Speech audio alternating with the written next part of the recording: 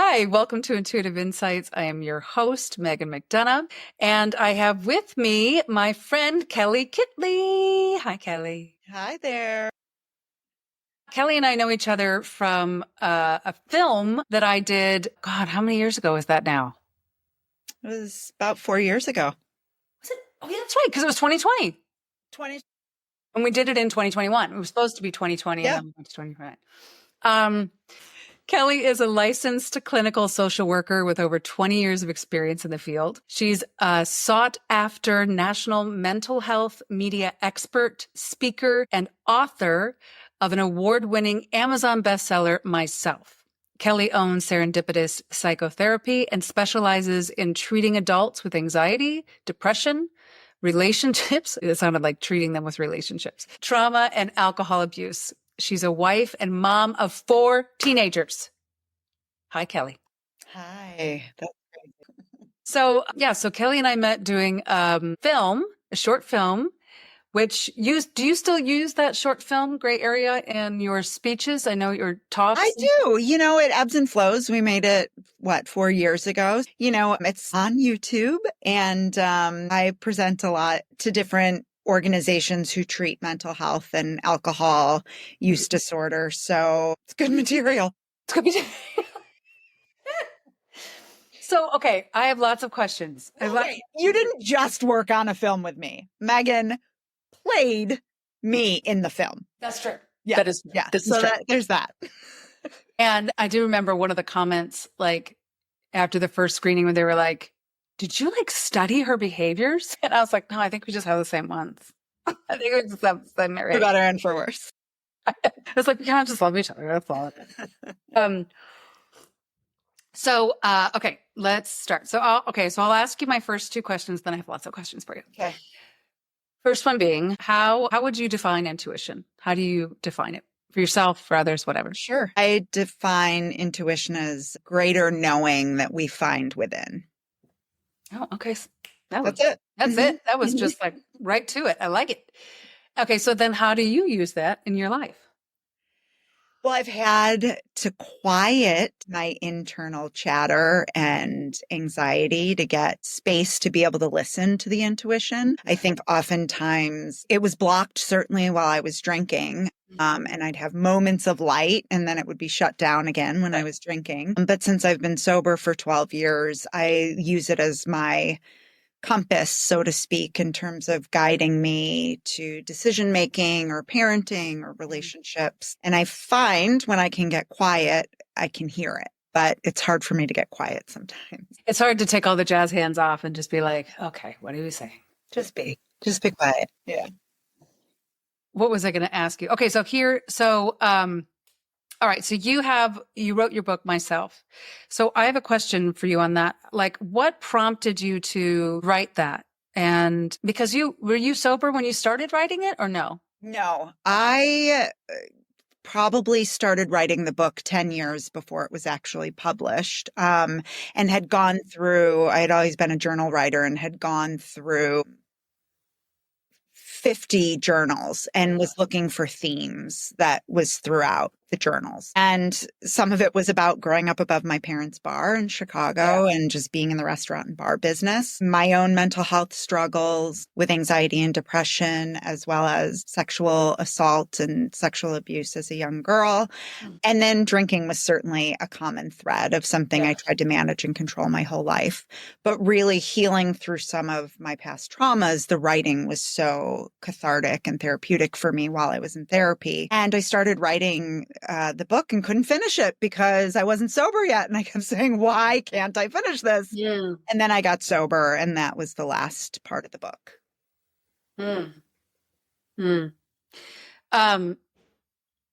Do you feel like the journaling led you to the sobriety, or was it or were you like, this is the only way I'm going to be able to finish this book?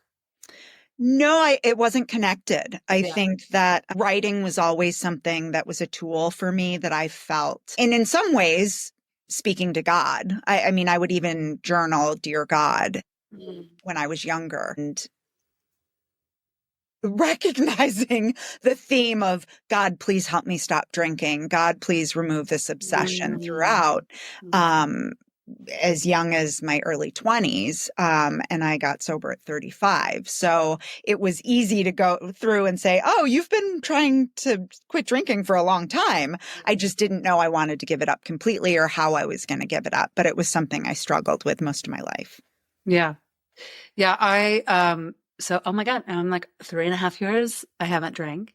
That's huge. Oh I my know. But I mean, it is and it isn't. Do you know what I mean? Like it is if you think about it, like, oh yeah, that was a big thing. But at the same time, it doesn't feel like in it now doesn't feel like that. Like it doesn't feel, I don't feel any different. Do you know? Other than I'm just not hating myself as much or hungover. Well, those are good things. But anyway, I wanted to talk about the visual I had that helped me. Well, you just being your awesome self. And at that, for when I stopped drinking, we had just finished this film. It had been in my head a lot. Is this something that I want to keep around? I mean, I had my kids later in life. I don't know. I just kind of felt like I don't want to miss them growing up because I was drunk and don't remember them to be like, why are you so like, if I'm hungover, why am I angry? Or just like, why shit on this piece of life that you'd waited so long for? Yeah. And then, so I was battling that. And then during the pandemic, knew of some people and some friends that had passed, some because of alcohol. And, it kind of was like, what's more important? Like I know society puts so much attention on, hey girl, so like that kind of thing. But, and the social camaraderie of it. But, I don't know, it brought to my attention what's more important. And the visual that I had actually going into one of the screenings that we had was, and it's like hits me so much, but I standing or like looking at a body laying on the like 6 feet under with dirt slowly getting tossed down their face. And the person is like looking up at the person throwing the dirt on their face and burying them alive, but immobile. And then looking up at the person who's throwing the dirt and it's them.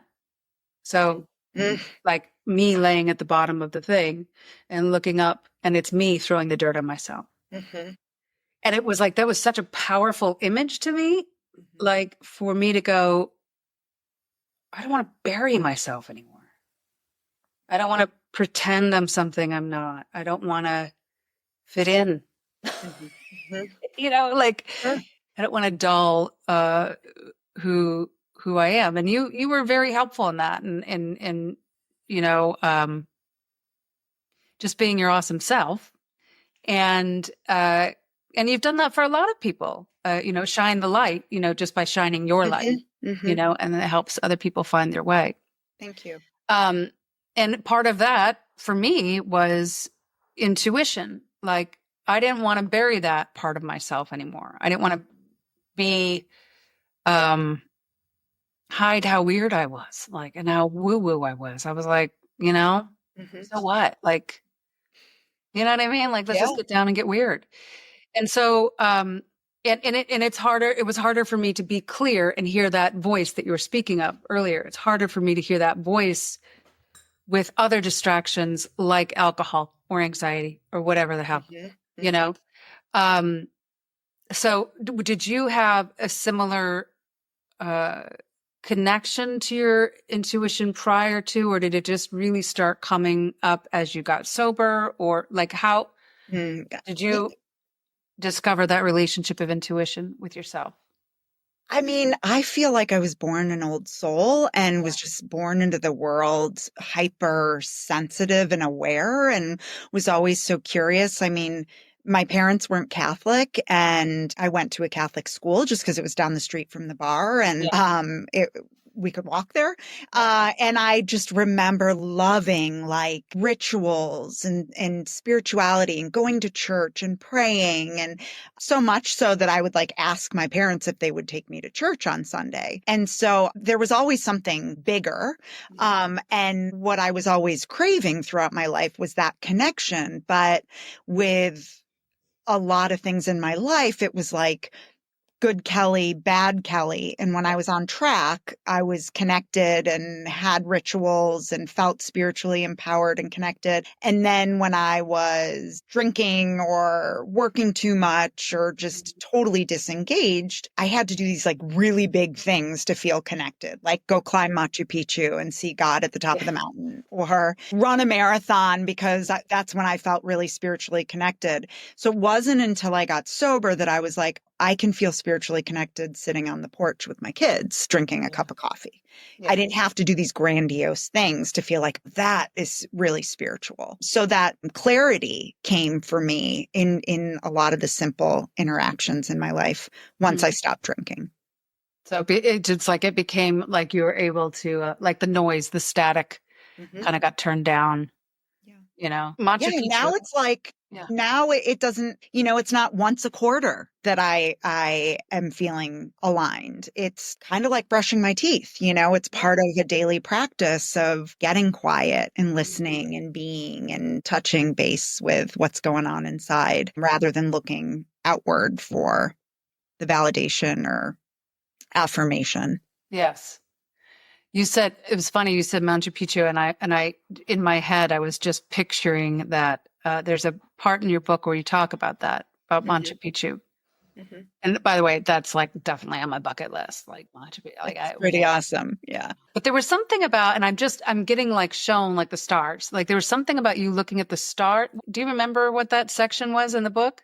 If you don't, then No, I do. I remember, we slept in tents on the trail for 4 days as we were climbing. And it was one of the most peaceful feelings I had felt. And it was so simple. Yeah. And I loved it. And then there was a bar along the Inca Trail. And once we got there, we started drinking. And I was like, well, where did that go? It was amazing. Let's ruin it. And seriously, you couldn't be more dichotomous. But, alcohol is looked at as very celebratory. Yes. And, that was great too. And it was like, we're rewarding ourselves for climbing for 4 days. And so we can have beer. And for me, it felt like, and take away everything you just gained. Right. Totally. So that's how my whole life felt pretty much with alcohol. Yeah. I could see that. I can see that. Like it's like the thing. I don't know if you had a saying about this or not, but I remember feeling like, you know what? I'm like Technicolor enough. Like I don't need to go neon. Yeah. Do you know what I mean? Like that's, and like drinking just put me into the neon zone. And there was no, it was like Technicolor, neon. Like there was like no subtlety of when, and you didn't know when you were going to hit neon. You were just there, and you could tell, not because you knew you were neon, but more so because everyone else was going, oh my God. Yeah. Too much. I'm too much without alcohol, add alcohol, and it's like real loud. It's like next level. Yeah. And then I was like, oh, okay. Well, then maybe I don't have to be so crazy. Just be little. You can dilute it a little bit by removing the substance. Yeah. What was I going to say? Okay. So you're always pretty spiritual, right? So do you have like a spiritual connection practice now, or is it just like kind of a meditative going internal to discuss with self what's going on? Well, it's still both. I journal still very frequently. It helps clear my mind and helps me feel grounded. I look at a drive I had yesterday to Milwaukee and like had amazing music on. Some of it was like churchy music, and then some was like Pink. And it awakens my soul and just, I'm singing and like open road. Like to me, it just feels like a connection, whether it's with myself or other spirits or whatever it might be. It is just a calming effect that happens. I guess that's the best way to describe it. Yeah. Are moments of calm. And that was something I was always looking for. And now I'm like, oh, I don't have to go, 3,000 miles away or 10,000 miles away to feel that. It's right here. I can tap into that anytime. So lighting a candle, writing, praying, I still like the ritual of some church, even though I don't, prescribe necessarily to any denomination, but like picking and choosing kind of things that I like. Yeah. Yeah, you just made me think of, so I take, well, next to you, not too far from you, I take the kids to this Buddhist meditation class. I call it temple, but it's not really. It's like, it's a class, right? So it's not really religious, but more learning. And one of the things that we talked about one day is that when you kind of peel off the layers and you calm down, or settle in, to yourself, that what's left is that calm that you were talking about. What's left is that tranquil feeling, And so the assumption is, and that like that is our natural state. And so when we're always trying to find that, we're looking for ways to get back to that, but we have it the whole time. And that feels like the root of all religion. But we went to, my in-laws were in town for Easter. And so we went to church. I was singing my heart out. Like I was for sure I was going to not have a voice the next day, and there were a lot has changed in church. So it would be like, I'd be like, peace be with you. No, we changed the words. Yeah. Are you talking about a Catholic church? Yes, I am. Yes. Yes. There have been some changes. I was like, I got this one, and I'd say it, and I'd be like, half, nope, nope, wrong. Totally. My son, and I was like to my son, he was being very good because he knew he could play iPad after if he was. And so he was like, he's like, oh, thank you, God. I was like, all right, Eddie, I'll take it down a notch. But he was like, he was really doing good. And so he was when I was like, don't worry about it. We're going to shake hands and then it's going to be over. So he's like, is this when we shake hands? And I was like, yeah. So I turn around and it's time. And I was like, and peace be with, and everyone's like doing something like this, or I don't know what they're doing with their hands. And I was like, and nope, we're not doing the handshake. No one's doing the handshake now. We're just, I don't know what we do, but it was like this whole, like, I was like, I don't know what to do with my body anymore because we changed things. But point being, the priest was great. And it was the first time in forever that I've been to a Catholic church where I really liked the priest. Like the priest was positive and progressive and empathetic. Yes. Not shaming and rule following. And because every time I've gone, let's be honest, it's been on Easter. And my grandma used to call it a buffet Catholic. Oh, yeah, cafeteria. Like to have. And but I was like, so what? Anyway, so it was packed. So they had to open up like the balcony or whatever. And instead of him saying, where are you guys the rest of the year? He was saying how lovely it is to see you all here and how great it is that we've packed this place. And then gave like a spiritual analogy to, being in the dark and discovering that Jesus is risen or whatever. It was like very practical, beautiful, applicable to everyday life. And I was like, I might come back to church. Next Easter. Yeah, most likely. But yeah, it was lovely. Yeah, I love that for you.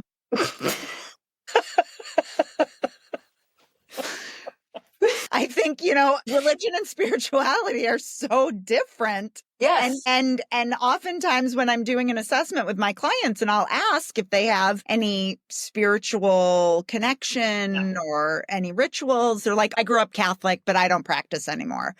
And then being able to use that opportunity to educate. So yeah, you were saying that, it's like, yeah, we know what church used to look like. Yeah, exactly. And it looks different in some churches today. And I think that, helps ignite people's spirituality. Truth. One thing that hasn't changed. What? Cantors. Yeah. I mean, there was a hot second where I was like, I'm going to come back to church. I'm going to start singing because this woman sucks. And I was like, no, I'm not going to do that. But there was a hot second when I considered that was going to be my new career. And then they changed the song on me. But it's funny because my grandma, this is my grandma who could not carry a tune. Like we always had a joke when it was happy birthday. She would be like, happy birthday to you, And it wasn't until years later that she said, Megan, I think she was telling me a story about when she was in chorus and she was like, and this is, by the way, a horrid Irish accent, but she was like, I think, she put me in the back in chorus and she's like, I think I might be tone deaf. And I was like, you think so? But every time we'd be at church, she'd have her thing and she would be like, she'd hear the song and she'd be like, And she'd start humming and sing. And then she'd get it out and she'd be like, no. Like every single time they changed the words on her. Like she knew this song perfect. And then, but that's 100% how I felt at that mass. I was like, yeah, I'm going to get into this. I'm going to put on a show for my in-laws. Yeah. I've completely gotten off topic. Church. I'm in an Irish church. Spirituality, rituals. Okay. What? Let's talk about this. So when you use it as a tool to talk about spirituality and religion, what do you do? Tell me. I'm serious. That, spirituality can just be how you connect with something bigger than yourself. Yes. And what you perceive as God or nature or a higher power or whatever it might be that is outside of yourself. Where I describe religion as something that was maybe taught to you and something that you practice in terms of maybe the way you grew up in your family of origin, and it was a religion that was passed down to you and you didn't really think about it. You just did what you were told. And some people religion works great for, and they've, continue that historical family generation of passing on structure, Catholicism or whatever it might be. But oftentimes I hear from clients, especially, that they felt a disconnect in their religion. Mm-hmm. Most oftentimes it is Catholicism. Mm-hmm. That can be punishing and shaming and blaming and this like God that is keeping a scorecard of how you're doing in life. Like an authoritarian versus like a team player, Yeah, I think religion to me is just like structure around a concept, whereas spirituality is heart motivated, like a heart motivated journey towards something higher than self that you have to humble self to. That's why you're intuitive, because that's beautiful and so right on. Yeah, it's that's and then you can find it in both. You can have there are people rare, it's rare, but there are people who use the tenets of the structure of religion to free themselves up to a heart forward place and be humble. But that's not always how it's taught. Right. Unfortunately. And I think that's why I was excited about the way that mass, because I was, it's like that priest got it, he was, he was progressive. And this is again, off topic, but whatever. My son, and this is, I don't know, this is sort of related, but not, but has been getting in trouble. He said something terrible about someone at school, and that's not acceptable, whatever. And he usually loves school, but he started saying, because he got in trouble, he started saying that he hated school. And I said, why do you hate school? And he goes, because there's too many rules and too many snitches. I was like, when did you join the mafia? But I don't know why, but I feel like that to me is religion. Sure. Do you know what I'm saying? Yeah. You have to show up in a way that is anything off kilter is wrong.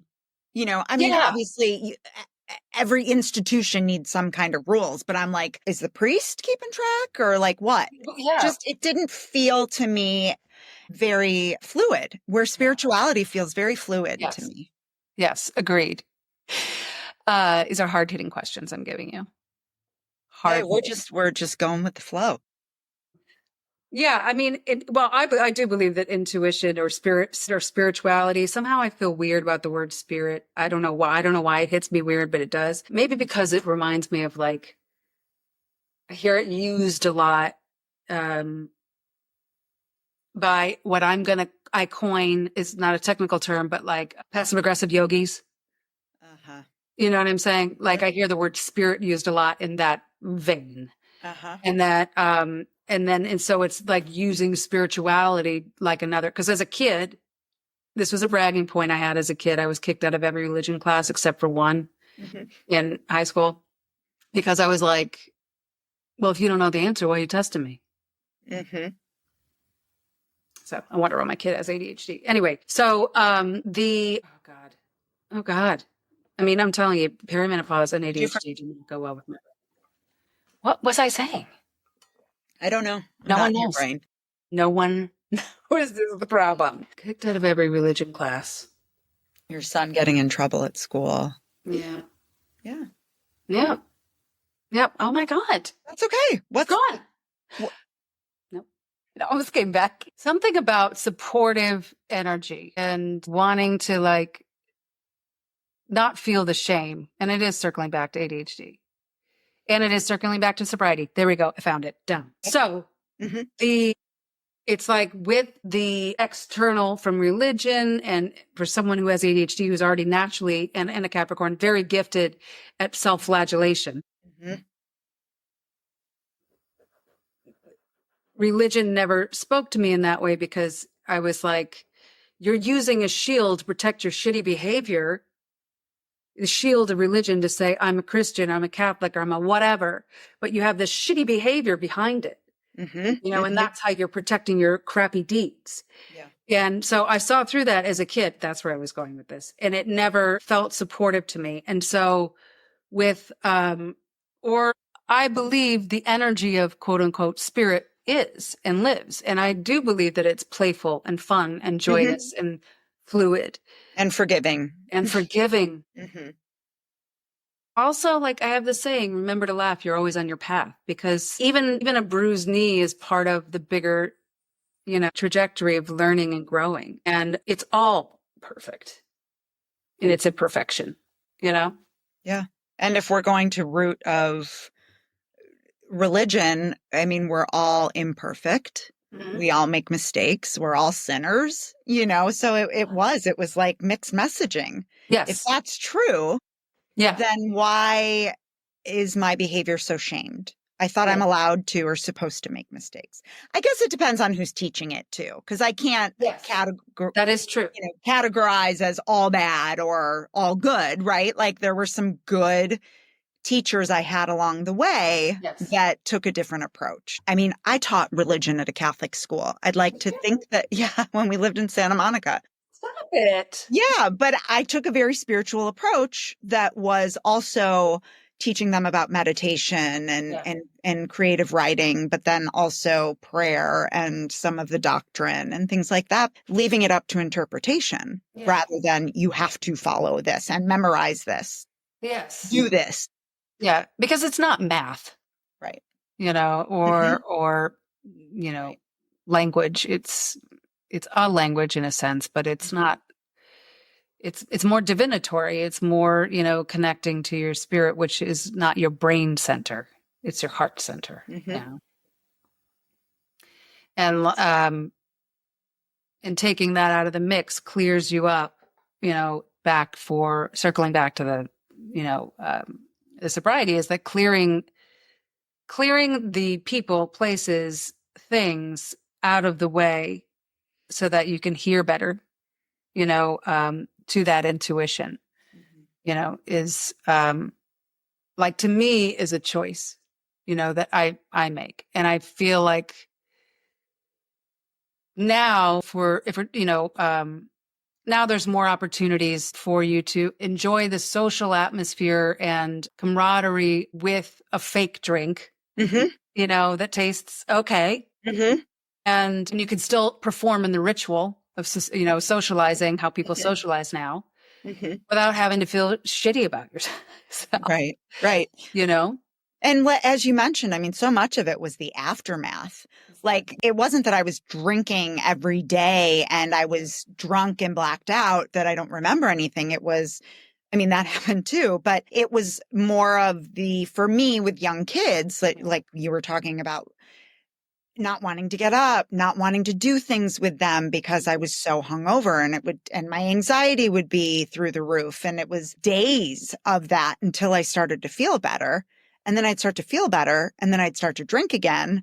And then it would start the cycle all over again. So it wasn't just the drinking. It was the entire ritual around it. Yeah. And what happened after.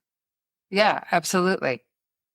Absolutely. And so Gray Area, the film, based on your book, Myself, is about gray area drinking, which you spoken to a lot. Do you want to just kind of define that real quick? Yeah, 'Cause that's sure. kind of feel where I feel I landed too. Yeah, You know? yeah. Well, I think, growing up in the bar industry and certainly in my clinical training as a social worker, it was like you either had a problem or you didn't. So Yes. you could either drink with not a whole lot of consequences and you could drink as much as you wanted if there weren't negative consequences, but you Yeah. better stop drinking if you get a DUI or lose your job or your spouse leaves you, these kind of grandiose consequences of drinking behavior. And the way that I look at it today and try to educate people is that alcohol use is along a spectrum. And so you don't have to have all these qualifiers of negative things happening to make a decision to stop drinking. You could recognize that maybe alcohol isn't working in your life so well. And you might be in the middle. You might not even qualify for alcohol abuse disorder or alcohol use disorder with, dependence or abuse. It's, hey, there's reason to say that again. I was saying, this isn't serving me now. Yeah, it's not serving me well. It doesn't make me feel good. I'm not the best version of myself. It's not good for my mental health. Oh, I don't exercise or eat right when I'm drinking, and using it as a whole health perspective. Totally. Totally. Yeah. Like I thought about it like, I would have a glass of wine. There's two things. I'd have a glass of wine to like unwind, because I was so stressed out, just in general. Yeah, right. And I would just and then also like going through perimenopause, not knowing that I was, it's like all this, there's all this stuff happening. And then so, I would have one to relax, and then I'd find myself more tense, and I was like, wait, this isn't doing what I set out for it to do. And there was one time when I was sitting down with my kids and I had a glass of wine with dinner, and I wasn't, like you said, I wasn't drinking every day, or I wasn't drinking all the time or a ton even. But my daughter, who was like the sweetest thing in the world, was like, I think the wine had spilled and I snapped. I kind of got angry. And she said in the most sweet, gentle way, she was like, "You really like your wine, huh?" I was like, ouch.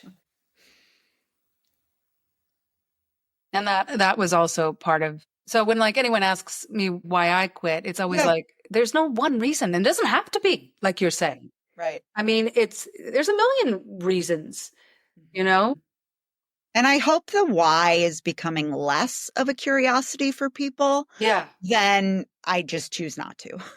Well, see, that's what I'm saying. I choose not to. You know what I mean? And I know some people who, there are some systems of support for people who decide to be sober, that focus on the drinking part. But to me, that's always, and I'm sure you have an opinion on this, but like is always like a symptom, not the cause. Yeah. And so if I talk about it, like it's not that I had to, it's that I chose to. Like I'm choosing the better version of myself. I'm choosing to be clear and to deal with stuff head on and not hide from it, even if it's gnarly. I mean, I can, still Netflix and binge, but well, and it's brave too, because I mean, societally, we live in, like you said, you didn't mind being not in the cool club. Those weren't your words exactly, right? Yeah, but you were okay being different at the end of the day and embracing that. And it's like, that's really hard to do when everybody around us is always drinking. It is hard to do. And it is, and I'm sure you had this, and I know I have, because there are times in the past where I had stopped drinking and then I went back and then I stopped, I mean, we all, what I'm saying. And even now I'm not going to say I've stopped forever. I'm just choosing not to, because I like this version of myself. So I don't know what tomorrow brings, but I just know that this is the version I like of myself. And I like the way I'm making decisions now better. But when you do that, you become a mirror for other people's lack of courage. And then or their own assessment of, well, if she stopped drinking, what does she think of me? Or did I drink as bad as her or as much? Yes. And then you find yourself in the corner of a room where someone's like, I don't drink as much because like my mom, and she had a real problem. And then you're just like, I didn't ask for all that. Like they start telling you about how much they drink and when and how, and it becomes a confessional. Yes, absolutely. But I think it's less about the alcohol and more about the choosing to swim upstream, that people feel they need to come to confessional for. Because I don't know why and maybe it goes back to religion again, that we're all kind of taught to swim upstream together, or not swim upstream together, swim downstream and not challenge and swim up. Yeah. And part of that is listening to your intuition.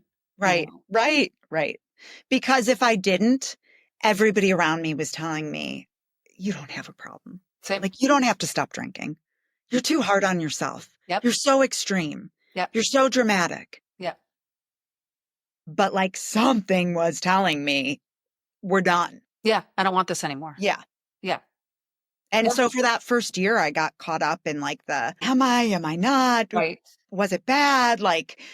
And then it grew with that and feeling less that I had to educate people about my decision as to why I didn't drink or have people.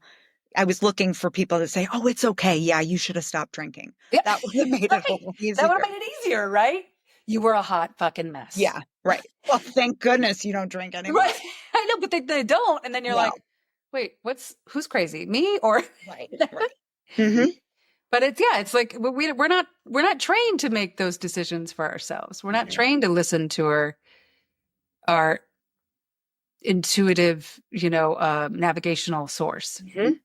And when you're born with a very strong one, as you are, there comes a point when you just can't not listen to it anymore. Like it becomes more challenging in life to not listen to your navigational system than it is to listen to it. Yeah. Wait. Then to listen, you got to. Yeah, you have to listen. You have to. Yeah. Because it's too hard to pretend it's not there and appease what the norm is. Yeah. That's really brave to say. Yeah. I listen to that spirit that's guiding me. Yeah. Then everyone thinks I'm even weirder. Yeah. But yes, good. Although ironically, I've been telling my dad, I'm like, oh, honey, you're being so weird. Stop being so weird. But then I was like, I can't tell her to stop being weird. I'm giving her a wonderful example. I want to be just like you, Mom. But Mom, you're so weird. I need to be like you. Yeah. So talk to me, Goose. Besides all over our television sets, where can we find you, and how can people work with you if they want to, or find your book, or learn more about you? Just tell me. Yeah. So my website is the easiest place. It has, updated TV segments on mental health and wellness. You can buy my book off Amazon on my website. You can work with me privately. I'm a psychotherapist. So I would say majority of my caseload right now is women who are looking at how alcohol plays a role in their life and trying to make adjustments. And my website is Kelley, and I spell my name Kitley, Kitley.com. Thank you. Yeah. I love you. I love you too. We need to play. We need to go have like a coffee. Oh my God, I'm off coffee too. I'm trying to be the most. I don't trust people who give up the coffee. Okay. That is like my one vice. Well, I don't know if we can be friends anymore. Stop. I'm doing decaf. Good for you. Well, I had to. Because I started the ADHD medicine, which, by the way, I don't know what difference it's making. Because you don't? Pretty hard ADHD. Except for the fact, and I'm going off on a tangent again, obviously, but don't have as much trouble getting things done. Like those voices in my head that kind of stop me, that are attached to emotions that bring me down, and then I can't move forward. That has seemed to subsided. Because I thought I was going to be like, all of a sudden I was going to be like a professor who had a very linear conversation with people and never strayed, and I'm like, that is not happening. You're still you. I'm still me. I'm still like, it's just a little quieter. It's just, I could just get stuff done while juggling all the conversation. But anyway, and it was too much with the coffee and perimenopause. Yeah. Yeah. There are a lot of things going on at this age. Yeah, I know. I miss coffee. I still have like a coffee-esque ritual. Good. But I mean, it's kind of like a mocktail. It is. It is the ritual of holding something warm and sipping and Yes. And doing mushroom coffee. Oh, yes. Tried that. And some decaf, instant, which is awful, honestly. Yeah. All right. I love you. Love you too. And let's have a coffee and on coffee soon. Or a Buddha practice down the street. When do you do that? Sunday at what Sunday. time? 10 to 11:15. It's great. And you bring your kids? Yes, because they go and they love it, which is what I love about I it. brought my Like, they kids when they actually were want really it. little. Yeah. Yeah. They go and they do a little meditation and a little learning, and then they make a craft based on whatever they were learning. I love it. Oh I my know. gosh. And they have this jar of sand and water in the middle of the table that at the beginning of the class, they shake it up. Mm-hmm. So it gets all muddy and mucky. Mm-hmm. And then by the end of the class, it is separated into clear water and sand. Oh. How beautiful is that as a representation of the mind? Yeah. Like when you calm down and your mind becomes clear. Yeah. Very cool. Are we not pulling things together here? Just stringing it up right at the end. Big red bow. Red bow. And scene. And scene. Okay.